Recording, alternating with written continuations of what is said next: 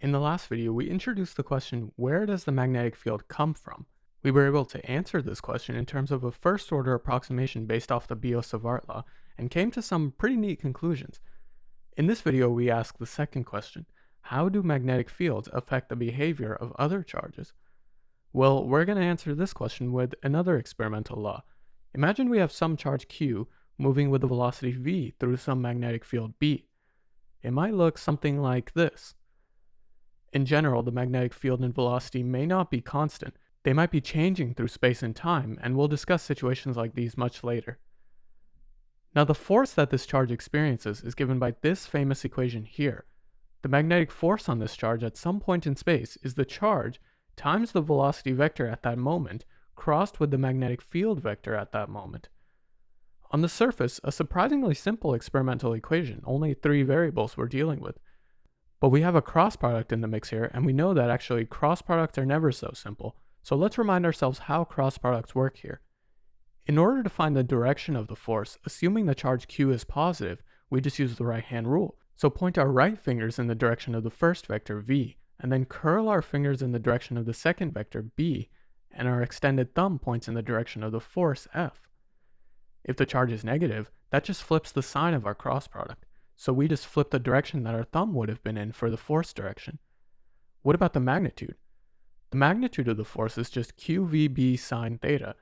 Here, q is the magnitude of the charge, and v and b are the magnitudes of the velocity vector and magnetic field vector respectively, where theta is the angle between the two. In this case, theta is a perfect right angle.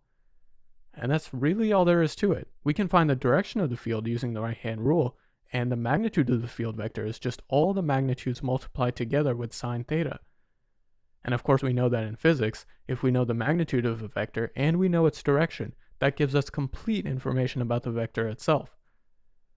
Now if the velocity direction starts pointing more and more in the direction of the magnetic field, the force is going to get weaker and weaker, because sine theta is getting smaller and smaller. And if we keep going, the force ends up pointing in the other direction. You can check it for yourself using the right-hand rule. And if we keep going, we end up back at a force of 0 again because v and b are now anti-parallel, and then we end up back at the start. Of course, if the velocity twists like this, the force always stays perpendicular because of the cross product, and we'll explore the implications of this in the next video. Now, we remember that the units for a magnetic field are Tesla, but what exactly is a Tesla? We talked about Teslas in the previous video, but never really defined it in terms of fundamental units. Well, why don't we find out? We can make use of our new force equation here. The units on the left have to be the same as the units on the right. So we can simplify the right a little since sine theta doesn't have any units. We got newtons on the left side because the magnetic force is just like any other force, it has units of newtons. Charge we know is coulombs, velocity is meters per second, magnetic field is Tesla, which we saw in the previous video, and sine theta is unitless.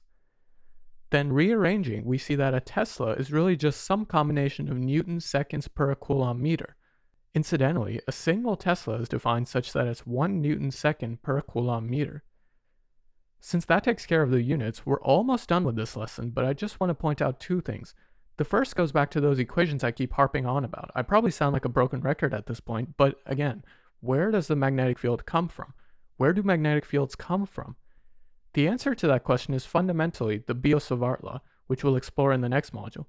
Moving charges or electric currents create magnetic fields in space that are approximated by this equation, at least for now. Our second equation is, what does the magnetic field do to other charges? In other words, how do charges behave due to external magnetic fields?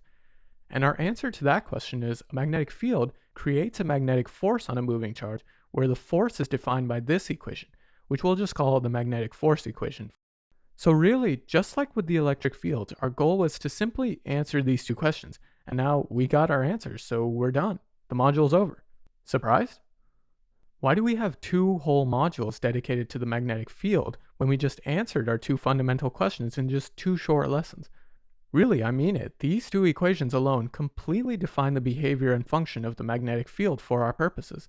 Everything after this point is just an extension off of one of these 2 equations. So we're done. We understand where the magnetic field comes from and how it controls the behavior of other charges.